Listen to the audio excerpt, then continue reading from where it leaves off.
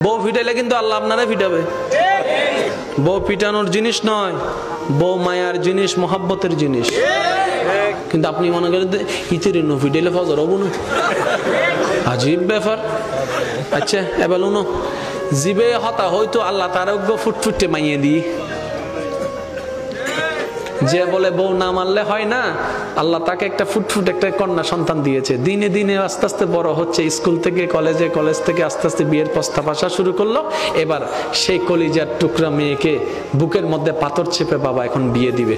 এবার বিয়ের স্টেজ সব হয়ে গেল। বিদায় বেলায় এসে বাবা যখন ওই হাত তুলে দেয় না, মেয়ের হাত তুলে দেয় না অভিভাবক হিসেবে স্বামীর হাতে, যখন তুলে দিচ্ছে তখন বলছে এই এটা কিন্তু আমার ফুল, খবরদার আমার ফুলের গায়ে যেন একটা টুকাও না লাগে, আমার ফুলের গায়ে যেন একটা টুকাও না লাগে। মেয়ের মা কথাটা শুনছে, শোনার পর আয়সা বলে যে ও তোমার মেয়ে মেয়ে, আমার বাপের মেয়ে, আমি কিচ্ছু না। কথা বলে না কেন? আর একটু জোরে। স্ত্রীদেরকে কখনো আঘাত দিবেন না। হ্যাঁ ওরা একটু অবুঝ, ওরা একটু উল্টা বুঝে হতে পারে, কিন্তু সম্পদ তো আপনার। এটা যত্ন যদি নিতে না জানেন আপনার সংসারটা ভেঙে যাচ্ছে। আচ্ছা আপনার না হয় কোনো লাইফ নাই, আপনার স্ত্রীর কোনো লাইফ নাই, সন্তানদের তো লাইফ আছে। আপনারা দুইজন যখন ঝগড়া করে ডিভোর্স হয়ে যায়, আলাদা হয়ে যাবেন, আপনারা ভালো থাকবেন। এই সন্তান কার কাছে যাবে? মার কাছে থাকলে বাবা পাবে না, বাবার কাছে গেলে মা পাবে না, তো লাভ কি হচ্ছে? একদিন এই সন্তানদের ভবিষ্যৎ অন্ধকার হয়ে যাবে। তো সেজন্য আমি অনুরোধ করব, এক ছাদের নিচে থাকলে অনেক কিছুই হবে, বুঝে অবুঝে অনেক কিছুই হবে। এত কিছু থাকার দরকার নেই। শুধু একটা হাদিস মনে রাখবেন, স্বামী স্ত্রী যখন এক জায়গায় হয় কথা বলে, তখন তৃতীয় পক্ষ শয়তান এসে ওখানে ফু মারে, আগুন একটু বাতাস দেয়। স্বামী স্ত্রী যারা আছেন এই হাদিসটা যদি মনে রাখেন, সংসারে ঝগড়া কমে যাবে। সেটা কি? শয়তান সবচাইতে বেশি খুশি হয় কখন জানেন? যখন স্বামী স্ত্রীর ভিতর ঝগড়া লাগাই দিতে পারে, শয়তান বেশি খুশি হয়। তাহলে আপনি যখন হাদিস এটা আজকে থেকে জানছেন, যখন দেখবেন স্বামী বেশি রেগে গেছে, আপনি চুপ করে থাকবেন।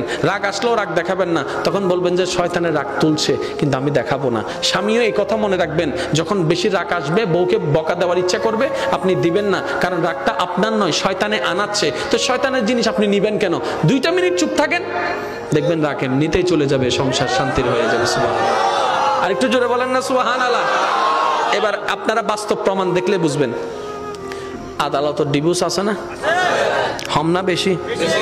শুধু বেশি না, বহুত বেশি, ঠিক না? যেদিন কেস আছে সে উজুর কলর হওয়ান কেস আছে, দেখো সবাই নাই নহর ডাক্তারর, উকিলর, উবের, কোটিপতির তো আরো বেশি আছে। হদুনা হদা আই মাইয়া দিন তো কোটিপতিরা হাতে দ বেশি করে দাও। কোটিপতিরা হাতে কে আইল লেখা হইলে হাতে যায় কোটিপতিতে ড্যাম কি আর এটা তোর মাইয়ারে বিয়ে করিব, 5 দিন বাদে আর বিয়ে করিব। এদিনে যদি তুই কিছু হইতো যাও, হয়তো তোর মাইয়া তুলে যাও গ্যাঙ্গে দিবে। এতার লাই নবী হই দে টিয়া চাই নদ্দু চরিত্র চাই দ।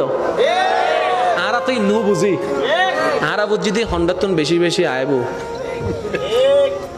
এন্ড এখন আর যৌতুক না, হয়তো গিফট। আবার হদুন তোলা